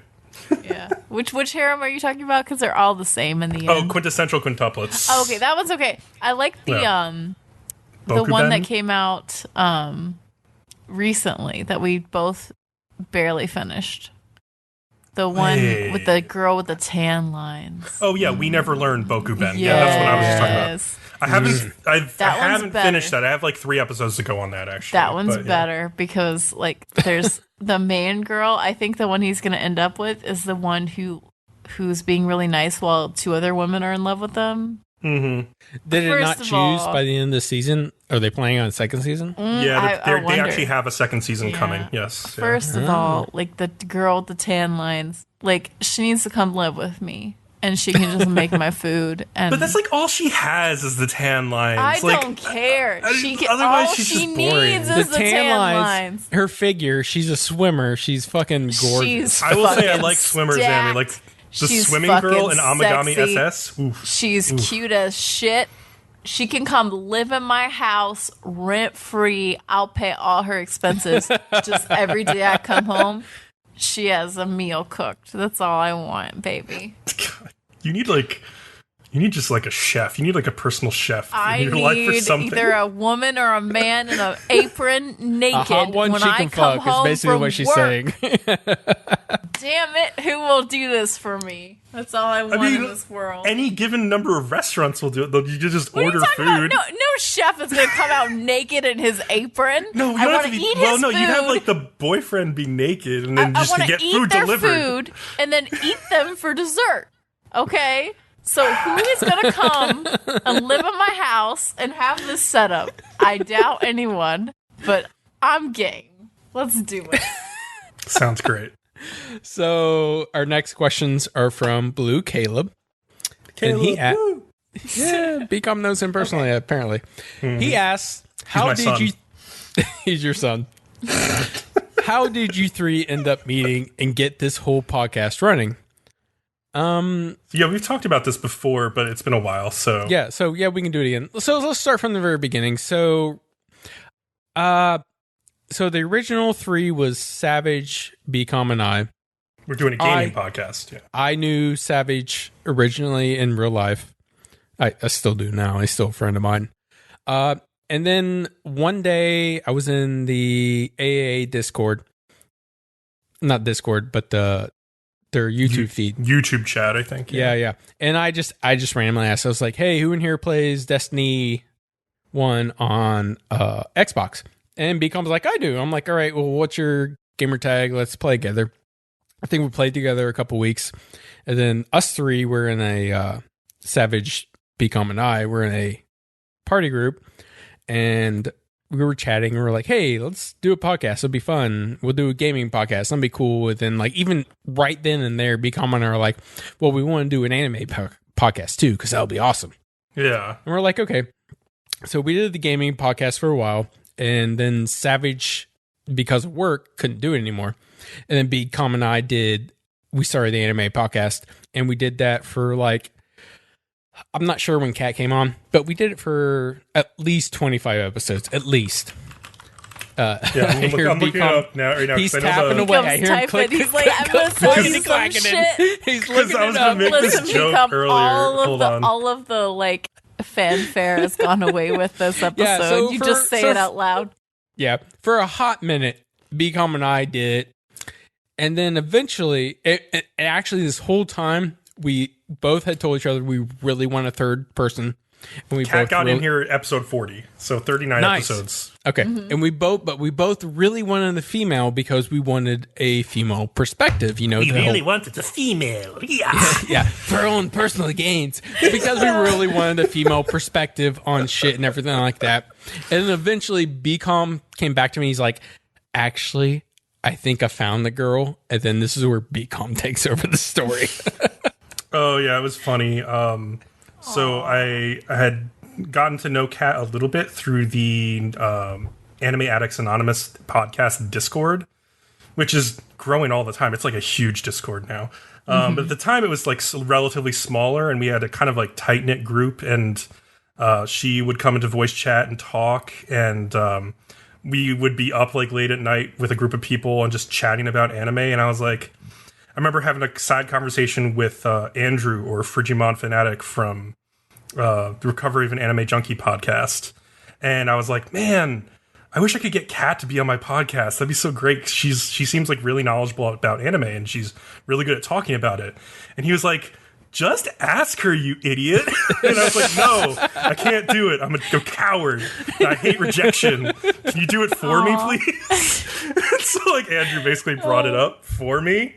And then Kat was like, okay, sure, I'll try that. I remember you going like, she's thinking about it. And I'm like, that would be awesome. And I do nothing at the point. Like, literally, my first meeting with Kat was like the minutes before we ever first recorded. I was completely clueless on Leo, because Leo is very quiet, like outside of the podcast, whereas Bcom is not. So it was interesting. That was literally one of the best things also early on, was because like Kat got to like discover Leo on the podcast. And I got to discover whoever Kat was. It was really good. And like I was like, oh wow, her voice is amazing. And then we're like, and I think in an off comment becomes like, oh, she lives in Carmel and whatever. And I'm like, that's what? I'm like, you Not too literally know far she's away. miles from me, right? Yep. That's awesome. All right, Caleb's second question, which I liked, was what was the first anime show you had ever seen, and how did you even find it in the first place? And so I had to go do some like searching back recently, and there's that's fine. Mine was a guess too. Yeah, there's a way on like my anime list to see like when you specifically added individual episodes. And so I have like a list of stuff that I added when I first made my anime list in February of 2014. And so those shows were Cowboy Bebop, Kids on the Slope, Welcome to the NHK, the original Full Metal Alchemist, Attack on Titan, and Kuroko no Basket. Nice. So those were like some of the earliest anime TV shows I watched. Like, and I think the first one was Cowboy Bebop. And I think the way I came about it was, one, my friend who'd been trying to get me into anime for like 10 years recommended to me. And I also did like a Google search at the time, like, what are the top 10 anime of all time? Oh, that's really cute. And it was on that. And so, yeah, and like, what was I going to say? And yeah, I had like a couple other things that got me onto it. Like, well, also on like the Kuroko's basketball one. That came from a YouTuber named Dodger, or Dex Bonus, who a lot of people know from like the Co-optional podcast and stuff. She just constantly talked about Kuroko no Basket back around then. And so I'm sure that's why I watched that show. And like, in 2014, I also started listening to AAA podcasts. So I think a couple of those shows, like Welcome to the NHK, I probably first heard about through them, I'm guessing. That is a really good show. Yeah. So those are the first like shows I like remember completing. I know I watched like stray episodes of anime before then, and I know the first anime I ever watched was Final Fantasy: The Spirits Within in 2001. so you're really actually pretty recent to the anime community. Very recent. Yeah, it's kind of weird That's considering actually my age. fascinating. Mm-hmm. Okay, what about you, Leo? So taking the phrase hook, line, and sinker, my hook was probably Dragon Ball Z, coming home, watching that on Cartoon Network after middle school, I think. And then I would stay up late at night. And my line was probably Inuyasha. Okay. So I watched that. But the sinker was probably Cowboy Bebop. That was the one that really told me, really made my own mind think that I need to seek out other anime. I also watched Yu Hakusho at the same time. Ooh, yes. Nice. I love Yu Hakusho. And like, I barely remember watching it, but I know I watched it and it's in there somewhere. So it was part of it. Mm-hmm. It really, I don't know what one it was that got me, but all of them were Cartoon Network. For sure. Yes. I want to piggyback off Leo just for a second because I like that hook, line, and sinker idea.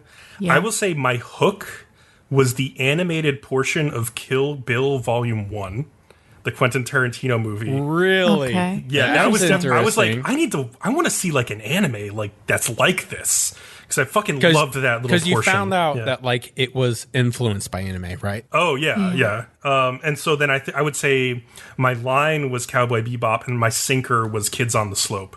Because it hit so close to home. Because I grew up playing piano and jazz piano. So I haven't watched Kids on the Slope, and I grew up playing piano. So good. I haven't watched it either, but I own the soundtrack. Yeah, it's amazing. I'll have to watch that. You should check it out. It's really good. It's some of my morning alarms. How about you, Kat? Okay, so for me, I grew up. So I lived in a family where I wasn't actually allowed to watch any TV. So I would wait until like 1 a.m. or 2 a.m. in the morning. And I was probably 11 or 12. And I would go downstairs to the basement and watch like Adult Swim on Cartoon Network. Mm-hmm. And I would watch things like Yu Yu Hakusho and Ghost in the Shell and Wolf's Rain. Nice. And Rurouni Kenshin. And those were my first ones. And I would put the volume down to maybe, like, I think I had it on 5 or 6. And I would just press my ear against the volume and watch it out of the corner of my eye. And that was my first experience with anime. And I was just so damn stubborn that I was like, I'm going to keep watching this. Fuck them. See, this is why Kat to this day doesn't care about visuals that much. This is what they say about the preacher's daughter. She's the most obstruct. She's the most slutty of them all. The town, yeah. All right. Well, I think Kat can easily answer this. Wait, next. Also, when did this turn to like? Was it an SMR with Kat? Well, with the I mean, last she was fucking. Am I being ASMR? Right. I appreciated that. She was like bringing us back into her memory. You know, it was a quiet experience. Yeah, but I was like, So do the I next just set of do questions, this voice? Is this voice ASMR? Is Yes. this what this is? No, that's just whispering. That's not Okay, ASMR. so 2.5 drinks is the point where I'm best at ASMR. Wow. all right, that's our next YouTube video. The next person we're going to talk to that gave us questions is Narglepuff. Narglepuff, who I know from Reddit. I've seen them on Reddit from a while. You too. How has the way you watched anime changed over time? Like, what were you into early on that may not be as engaging anymore? Yeah. Oh, you guys go first if you want. Yeah, I'll just throw this out there. I still watch Dragon Ball Super, so obviously nothing. I have not changed at all. I'm still watching them. If anything, my audience of anime has opened and been broader. So that's it for me, really. I think I used to watch much bigger anime, like Naruto. I used to watch just ones with 1,000 episodes or something like that. She's still doing her ASMR thing. Now I really prefer anime that are like 12 or 24 episodes. I know better than to get involved with really big anime now. What up, Black Clover? You're such a liar. I mean, for the most part, I still have a weakness, but I think I've gotten better over the years. So for me, the biggest thing that has changed about watching anime for me is like how social it is for me now. Because of either literally just group watching anime with friends in like voice chat over Discord, which I do all the time, or like just talking about them on a podcast with people or on Reddit or on Discord or Twitter. Like watching anime for me is like being part of a community now. Whereas when I first started watching I would just binge watch them myself and then maybe go try to find some like message boards or like Reddit discussion about them after the fact. And then I didn't feel like I could contribute anything because like I felt like everyone in the world knew more about anime than me at that time, which was fairly true. So I was like, oh, I'm just going to read all this stuff about Evangelion, but I'm not actually going to like comment about it because what the hell do I know? And now like finally later on, I was like, oh, I know some things about anime. I've seen a bunch of them now. I can start talking about these. And so, yeah, that's been a big change, which is fun. As for like what I liked early on and what might not be as engaging anymore, I feel like I'm more open to watching terrible shows now than I used to be. Mostly because of the group watching aspect and how hilarious it can be. And also longer running shows I used to not be interested in watching, but I enjoy kind of watching them now in groups, like over like a couple months or something. Like, okay, so you kind of went the opposite of me, where you watch more longer.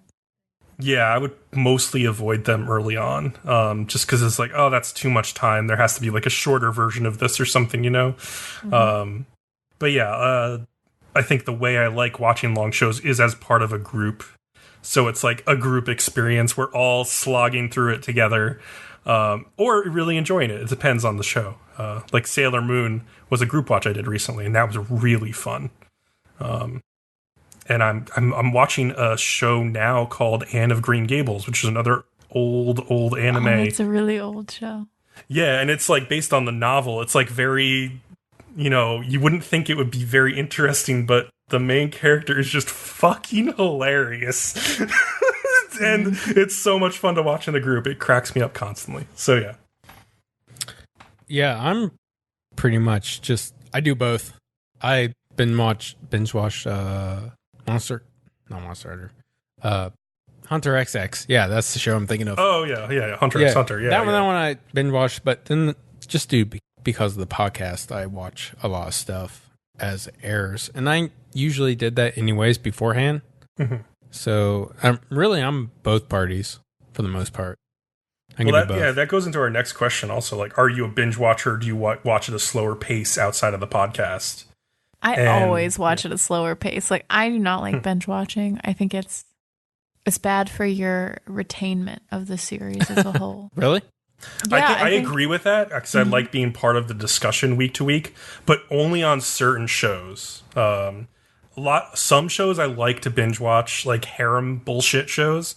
But I would like Carol Tuesday. I want to watch it week to week and like talk about it with people. Oh, or like absolutely. a mystery show, like any kind of like Erased or something. Like I want to be able to be there week in, week out, and like see what people are talking about and stuff like that. But yeah, for me, mostly I just binge stuff. Like I binge shows, I binge books, I binge video games, and often if I can't finish something in like less than a week, I will never finish it because I lose attention span, basically. So yeah, I would rather have 10 anime that I'm watching at a time, that I'm like watching one episode of a day or like every other day, than I would just having one episode I'm watching, like one anime that I'm watching constantly. I'd rather have a bunch. Yeah. See, I do the same thing as Kat, but then also, again, at work, I will binge through a series of books like nothing. Yeah. But then I'll go home and I'll play Destiny and play it every single day. So. Yep. Yeah, there's some things like that I get into a routine with. Like I got into a routine with Destiny for a long time, or I got into a routine with like Hunter x Hunter, like watching it over a long period of time and stuff like that. But yeah. I don't know. It depends. It's rare that I can get into that kind of routine. I have to like really like something to give it that amount of like time and respect, basically. All right. I already have an answer for the next question, which is: are you more analytical now that you used to be, or did you decide that's nerd shit and that you're fine with anything as long as it's hot anime boys? I just usually watched anime just to enjoy it, and I didn't really question things, but after starting the podcast, and especially with Bcom here, who is crazy about it, like now I'm like, I see something, I'm like, I should probably rewatch that and question things. Is how my mind works at this point. I'm actually a you lot guys? more analytical. Like I think I take a lot of notes while I watch anime now, and I sort of decide after the first episode, would I watch more of this if I wasn't required to for the podcast? Mm-hmm. Am I just watching this because I know I have to, versus am I watching it because I know I should as a podcast host? Yeah, gotcha. Yeah, I feel that sometimes. Yeah, similar. I'll agree. I think from the very start, like when I really started getting into anime in like 2014, I was already kind of primed to be analytical about things, because up to that point I had been watching a ton of fucking movies, like classic movies and stuff, and like just critically acclaimed movies from like the 40s on, like through college and like after college. And same thing with TV shows like Lost and Breaking Bad, where it was like week in, week out, like analyzing what was going on and reading fan theories and stuff. And so I was really primed for anime when I got into it, because the anime community is deeply analytical. Like you can find all these like theories and discussions. It's deeply analytical, but also shit-tastic. Yeah. Like, you can have a little of everything. That's true. Like, yeah, like any fandom, there's both sides of the coin, but you can go find those crazy otaku essays out there on anime anytime you want. And so, yeah, like I was always kind of primed to be analytical, but I will say that nowadays I'm more willing to watch critically bad shows than I used to be. Like I said earlier, if there's something about them that entertains me. And so yeah, like but it has to be something like specifically dumb that I like, and that's not always the case. But like, I don't know. I don't even want to. I don't think this is a perfect example, because I don't think it's a bad show. Like Mirror Tights, it's not like a critically good show, I would say. But man, do I enjoy that shit. So yeah, I don't know, stuff like that. All right, next question. So suddenly you wake up with a cold sweat in the dead of night. In the dead of night. Pineapple on pizza, yay or nay? No, you can't do that. That's taboo. That's anathema. That's literally the question. You can't do it. I say nay because I just hate all fruit. Why would you? If you want sweet things, we can go to a bakery and we can eat sweet things. You don't need to put it on pizza.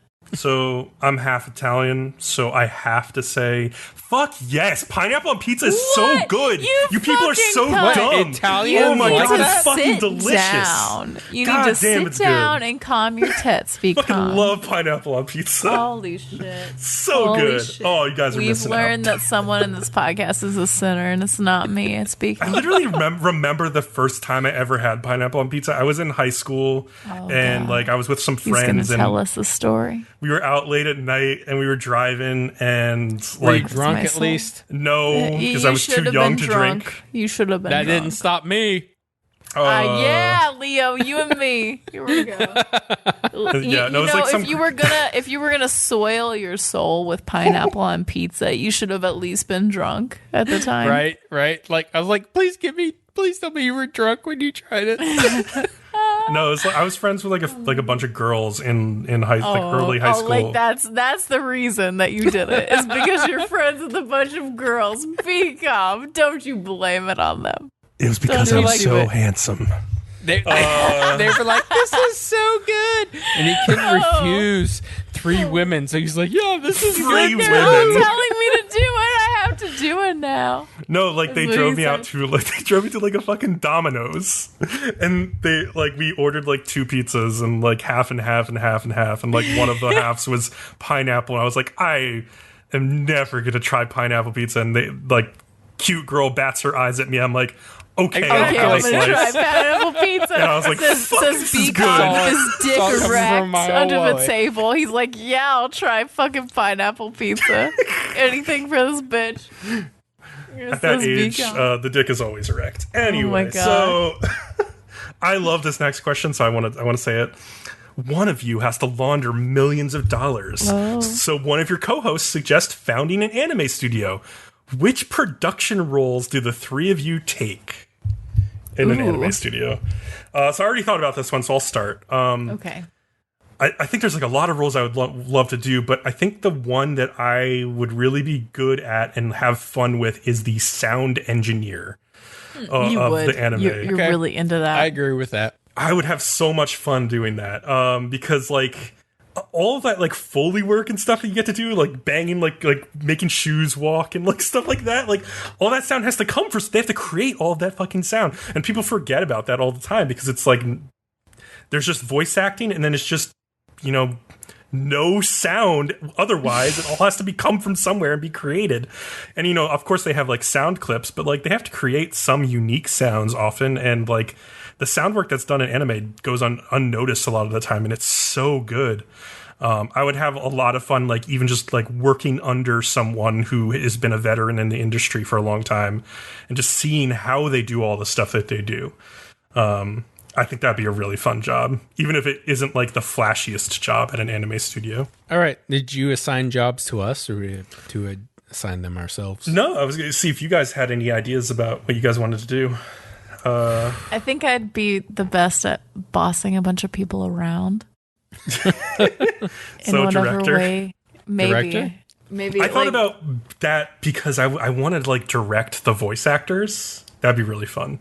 Because that's usually the main director's job. To see a bunch of people sweating over their like drawing of animation cells and just me just fucking obliterating them in their little cubicles, and they sweat. And they see me walking. They see me walking into the office, and their sweat just goes down their forehead, and I'm just like, yeah, you're fucking afraid of me. That's right. That's what I would enjoy. Wow, Kat. Anyways, lighter note. I feel like mine would have been maybe character design. Oh, that'd be fun. Yeah. That would be fun. I think that's one that I could do that would be decent and still be okay, even though I have no experience in it. But yeah, I'm just like I'm nowhere near good enough an artist to do that, but I could come up with fun ideas for character designs, and then like a good artist could maybe do that. But yeah, that's my point. That's exactly my point. So none of us could be artists. We need to just hire a bunch of artists to just like destroy along the way. If anyone's interested. Absolutely. Yeah. So one of our creators, Savage, who we talked about just a second ago, yes, he asked, "What are Bcom's thoughts about New York making declawing cats and therefore cat girls illegal?" I looked this up. I guess a couple days ago, New York voted to make that illegal once and for all. And it's funny because I think it's good though. Yeah, it was like basically not a thing for like years now. I think a lot of the vets in New York like very much frowned upon declawing cats for like years. Well, because it's terrible. You're cutting the little digits off their teeny little fingers. Yeah, it can cause them a lot of pain. I know people don't like cats like scratching up their furniture and stuff, but you just get them a scratching post and it's fucking fine. I have 3 scratching posts in my house. A scratching post does not solve the problem. They will still scratch up your shit, but like, would you rather them scratch up your shit or be in pain for the rest of their lives? So let's just be honest. Yeah. I had a cat who we had the front claws removed, and they were not in pain, but I'm not unsure how much pain they go through. So, as for the cat girls being illegal part, anyone who has seen the trailer for the new Cats movie, it should be illegal. Make cat girls illegal again. Jesus Christ. Please, God. No more cat girls. That's what finally broke Bcom, is the trailer. Cat girls can't be legal? Bcom's like, I'm done. I still like vividly remember seeing commercials for cats on Broadway when I was growing up. Like, and I'm horrified of cats because of this. Well, no, cat girls, not cats. I love cats, but I'm horrified of cat girls and cat people in general. But so you're afraid of me, is what you're saying, Bcom? Yes, I'm horrified. You're a cat girl. Cat. Holy shit! Holy shit! This is the whole dynamic of our podcast coming to light right now. Yeah. Last set of questions, in which there are a bunch of them. Yeah, they come from Hearts. Yeah, so Heart's first question is, why do you think anime is becoming more popular in the West nowadays? Kat. I want Kat to go first. Okay. You know, I think it's just because people in the West have become more susceptible to nerdy things in culture. Yeah, And anime is like the ultimate in nerdy things. So it's only right that now anime is becoming more popular. You know, I'm meeting people in their 30s and 40s who are into anime now, and I'm pretty sure they did not watch anime when they were younger. But that's okay. I'm glad that they're into it now. I think it's want good. to also add that I think the Marvel movies have helped a bit. Yeah. I Because can that see makes that. people Yeah. be like, all right, the nerd culture is actually kind of entertaining to an extent. Like, So and that makes we're just an people- extension. We're like a Yeah. fringe version of Marvel. So, like, if people are into Marvel, then they become more acceptable to things like anime. Right. In And that then same they- vein, I bet you Pixar movies helped a lot as well. That Yes. too. And then they saw maybe something on Netflix, which is more accessible at this time. Yeah. And I think that's a big play also. Yeah, makes that's the thing it. for me is like the ease of access of anime is so much more so than in the 2000s. Just like through Crunchyroll or Netflix or any other streaming service or Google and finding a pirate site, which let's be honest is very, very easy to do. Anybody can watch any anime they want to watch almost at the touch of their fingertips, basically. Whereas like you would have to go to like a video store and like rent a video or something or buy like a VHS. Like it's ridiculous. So it's so much easier now than it used to be. And I just think anime also has like kind of unique tropes and themes in certain time, like at certain times, like that you just don't see anywhere else. And I think that is something that people latch onto and keep coming back to. Cause like, where else are you gonna watch like a harem in like a movie or TV show in the West except for like a reality show or something? Or like nobody. Love Island or whatever. Yeah, like where else are you gonna watch like a fucking harem show that kind of like sort of takes itself seriously? You know, I think that's funny though, because we're just convinced like Love Island is like a Western version of a harem. Yeah, basically. That's kind of funny. But then they try to make it like real, and it's dumb. I don't know. I haven't watched Love Island. Like harems are not supposed to be real. They're just supposed to be imaginary. You can't make them too real. They just disintegrate. Okay, next question. What are the important ways in which you think anime as a medium distinguishes itself from Western media in general? This is a 100% Bcom question. So Yeah, I think one of the main ways it distinguishes itself is that a lot of anime you can find has like a positive outlook, whereas a lot of Western media does not at times, like especially lately, like in like premiere shows like Game of Thrones and like Breaking Bad and like Mad Men and The Sopranos. Like a lot of times those are very dark shows. So you're and saying not- that the yeah. West is depressed and that Japan Yes. holds on to its innocence? The West is very depressed and cynical. Not to say there aren't fucking cynical anime. Like fucking Magical Girl Sight exists. I love that show. Oh my Berserk God. just exists, finished. you That know. just finished Magical Side. Oh, I love that show so much. The abusive older brother and the little intros. It's Yeah. amazing. But there's so many positive anime at the same time, and you don't. I mean, you see positive Western movies a lot, but like, it's Sometimes you yeah. need the optimism to get you through the depressiveness of living in an American culture. I agree. Yeah. Yeah. So, do you guys have any thoughts on that? Like things that set anime apart from Western media? I think there's an think you idealism covered of it. like the innocent young woman and the like, you know how in a sports anime the guy's willingness to work hard and like keep trying is very highlighted, Right. like the shoujo from a shonen. Shonen. Yeah. I like the tropes of the shoujo and the shonen. I think it's very optimistic and very not what you get anymore in Western media. I like both of them a lot. I think that's why I actually watch a lot of shonen and shoujo. Yeah, I think like even kids' cartoons these days are more cynical than they sometimes used to be. even that's a broad stroke and like brush though, but like there were some cartoons that had like a lot of heart when I was growing up, like Hey Arnold. Oh, wow, Nickelodeon. Yeah, and no, so I grew up with those cartoons and like Doug and stuff like that. And I think part of why I came around to anime eventually was I found like a kinship with like the emotions in anime that had been in some of those Nickelodeon cartoons when I was growing up in the 90s. That's really interesting. Yeah, I think there's probably a whole generation of people who felt that way.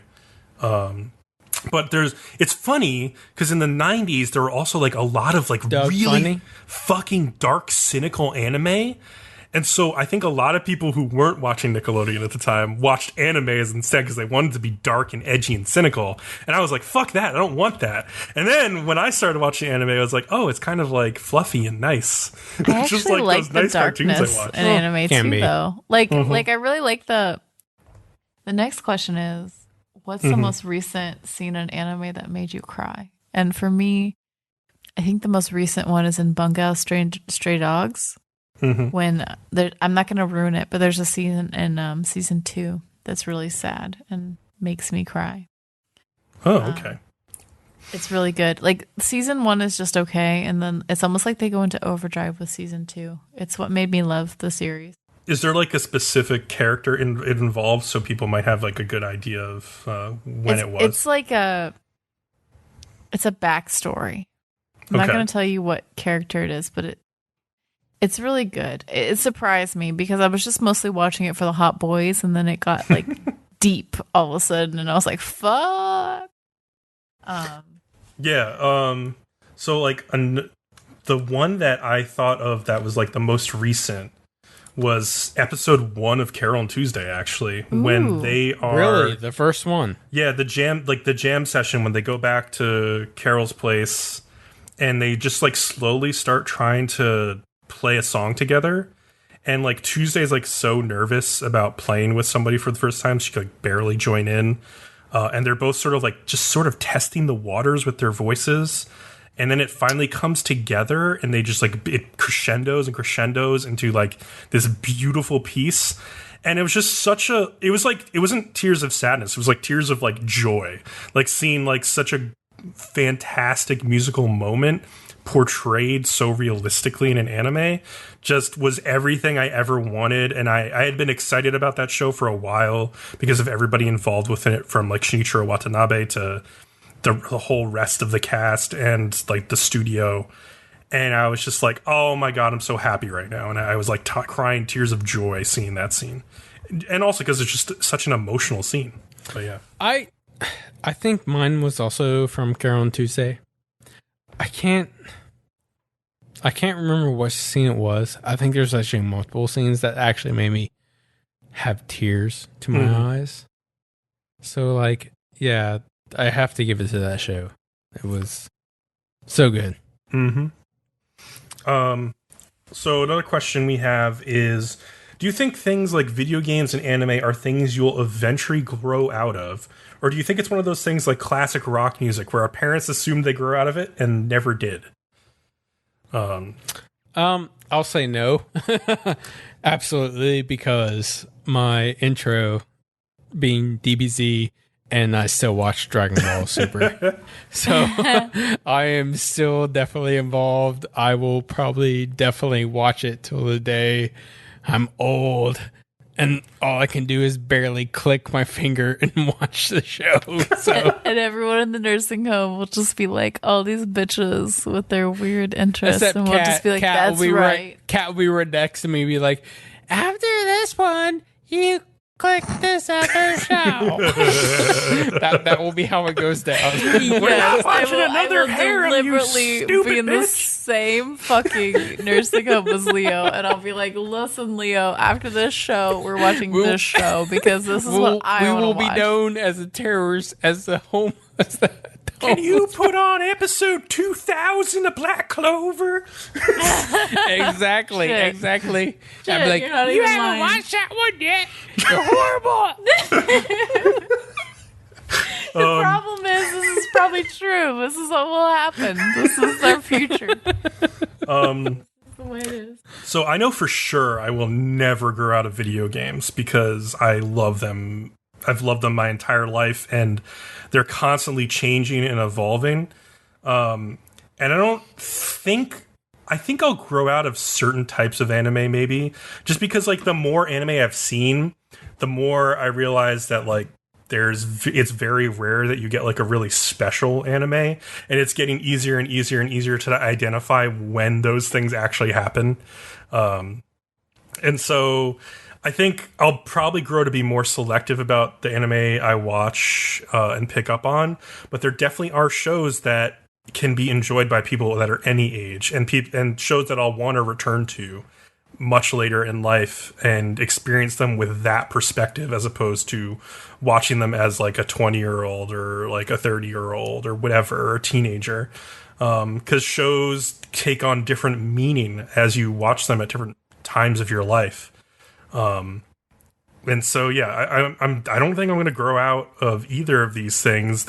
I might change the way I interact with them, but no, I think I'm in it for the long haul. Nice. All right. What's the next question? Which one is it? What was Where are we the at? scene that made you laugh so hard that you can't even think about it without laughing? So Ooh. I think for me, Rurouni Kenshin has a scene when I was a kid where What? Kenshin Really? stands up and he's like naked and everyone stares at him, and I laughed really fucking hard. And I don't know why I remember that before anything else.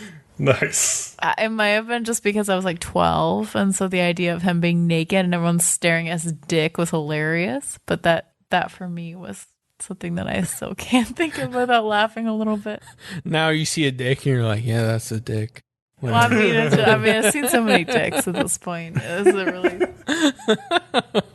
It took me a long time to narrow down a scene for this question. I was thinking about it more so than like almost any other question on this list, because it's hard for me to think of something that like made me laugh out loud and still will make me laugh out loud.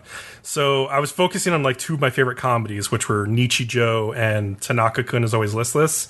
And I settled on a scene from Tanaka-kun where it's just emblematic of like the comedy of that show, which I love so much, which is its pregnant pauses. So there's a scene where Miyano, who's the short girl, and Echizen, who's the one who wears like the long skirt and has like the cat eyes, they've gotten into a fight. And Echizen is kind of like frozen in place in the school hallway, like kind of like reaching out to Miyano, like, come back. And like Tanaka walks onto screen and there's no sound whatsoever. I need to watch this anime. It's so good. And he very, very slowly is like walking past her.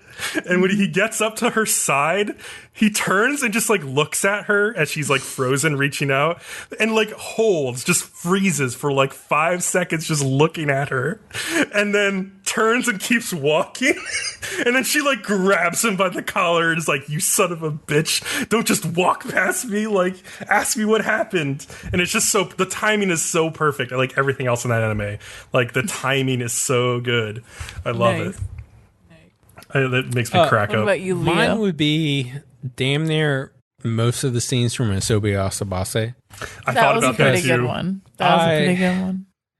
Laughed so hard through that whole goddamn show.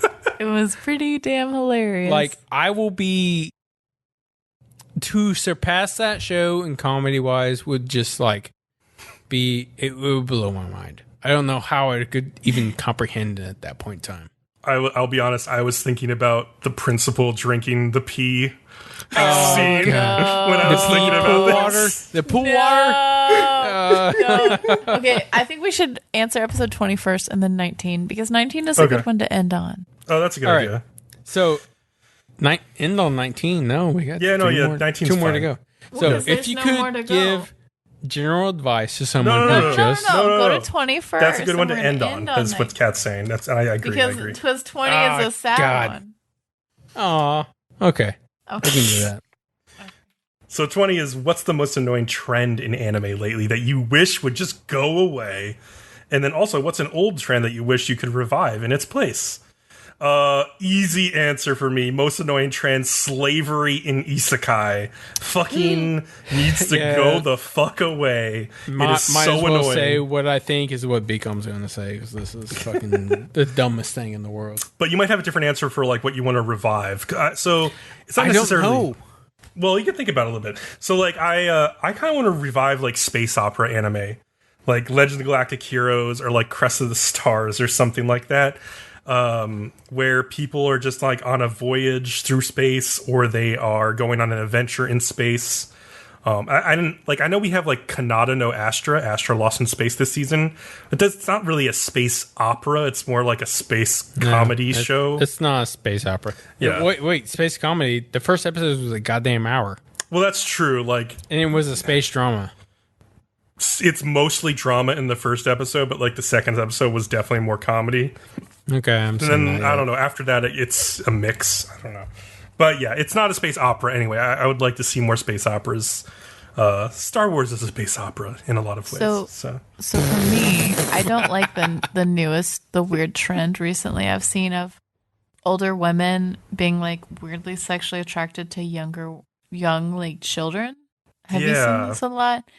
I've seen a lot of anime based on this, and it's creepy and weird. Just because someone is an older woman as opposed to a man does not mean that it's not creepy and pedophilic, right? Yeah. Mm-hmm. I don't know what that's about, but I've seen that a lot recently. So I do away with that. What's an old trend that I would wish I could revive? I think I like the old trend of, when old anime characters used to run to school and they'd have like a piece of bread in their mouth. I fucking love that. Yeah, bring that back. That needs to come back. Like, there's something so fun about imagining some doofus woman running with a piece of bread in her mouth and like stopping her and being like, "No, I'm here to take care of you. Take that piece of bread out of your mouth." I immediately dismiss that person as a fucking idiot. Oh, I know, but they'd be a fucking idiot who would be fun to play with, right? Okay, Kat, her fucking crazy shit. Sorry. God damn it. Okay. I like when they do tropes like that, but they put a unique twist on them, though. And yes, so that's I do always like fun that to see. too. Yeah. That's fun too. Okay, so then the last question that I thought would be best to end with is, if you could give general advice to someone who is just starting to get into anime, what would you tell them? So, Bcom, what would you tell them? I think I would tell them to keep an open mind and try a lot of different types of shows early on. Because I don't think you don't want to necessarily get stuck in like one genre, because I think you'll burn out faster. And anime is like just a medium unto itself. So there's like all sorts of different types of anime, like all across all genres. It's just like going to the movie theaters. Like, are you watching an action, a comedy, a drama? Same thing. And just like Bcom said, like, don't let one thing you see like tear you away from it. Yeah. And I would also say, like, don't have fun like engaging with the anime community. Like, have fun like joining discords and like talking on Reddit or like on Twitter, but also don't get discouraged when people like have hot takes on anime, because exactly the anime community loves to have hot takes on everything from day up to sunrise and sunset. So don't get discouraged by that. Like, you like what you like, and then maybe that'll change over time. I know it changed over time for me, so don't get discouraged by people like shitting on your anime that you like. It's fine. What about you, Leo? What about you? What about me? Do you have any advice for people getting started? For new people getting into anime? Oh, well, I just said that don't take somebody's hot takes like you hear. Okay. Just enjoy like you do. It works very similar in that, like, when you go to the movies and you're like, are you going to watch an action, a comedy, or, anything else? The same thing happens. Like, one action is not as good as the next one. Don't get discouraged. Netflix is doing a really good job of bringing in a bunch of anime. So definitely check a bunch of those out. If you like it, look what it is, and then pursue it. Yeah, I was going to say, if you like it, look at the studio behind it and the staff behind it. Definitely studio. Yeah. Studio is a big one. Yeah, other than that, I mean, going off comments is a really rough call, but like as I've been looking into comic books, it's kind of the same thing because a lot of it's like, did you like that comic? Look at who wrote it and who penciled it, like who was the artist on it. That's great then That's good. that you saw the That same is very symbol. good. Yeah, it's like So, a very yeah, similar go with like that. line of thinking, like I read the comic Marvels, which was drawn by Alex Ross, whose art is just unbelievable. So yeah, maybe I'll go read Kingdom Come next or something, and like other stuff that he's done. Yeah, so For me, I'd say it's when you're just getting into anime, it's important that you watch an equal balance of legendary shows that everyone says are the best animes that have ever existed and shows that are trash. I totally agree. Yeah, Trash, and maybe even following shows that like nobody Yeah, talked like about. seasonal Average shows. You're like, yeah. this Yeah. sounded okay to me. This was up my genre. Because it's But- important that you watch the classics and the things that are really masterpieces, right? But it's also important that you watch things from season to season because not everything is going to be a masterpiece and you can still find a lot of enjoyment out of the season to season anime. And you don't need to stick to just the masterpieces to have fun in the anime community. yeah. And you're going to get And- overly spoiled on the masterpieces and there's only so many. Yeah, it's So- And if you listen to our podcast, you will definitely understand this. So, and we thank you all for listening to us. We Thank love you. it. It's amazing. We will all see you later. love they can you all. follow. Yeah. This will be Kat the said, last time you Kat probably hear loves me so with this much people. voice. I want to see. Sorry, yeah. you go first, Kat. I don't.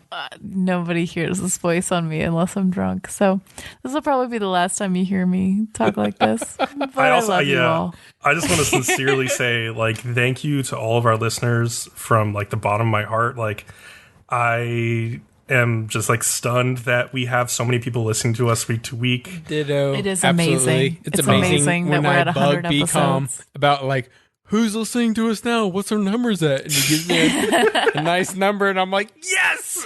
Yes, you all need to keep listening and commenting in our Discord and having fun with us from season to season because fuck all those other bitches that are only interested in the fun shit. We are in here for the long haul, okay? This is true. Yeah. Oh man. Yeah. Man, if that is it, everybody, I guess we will sign off tonight. Remember, we're on Twitter, we're on YouTube, we're on everything. Fucking We're on Discord. okay? It doesn't fucking matter. Just listen to us.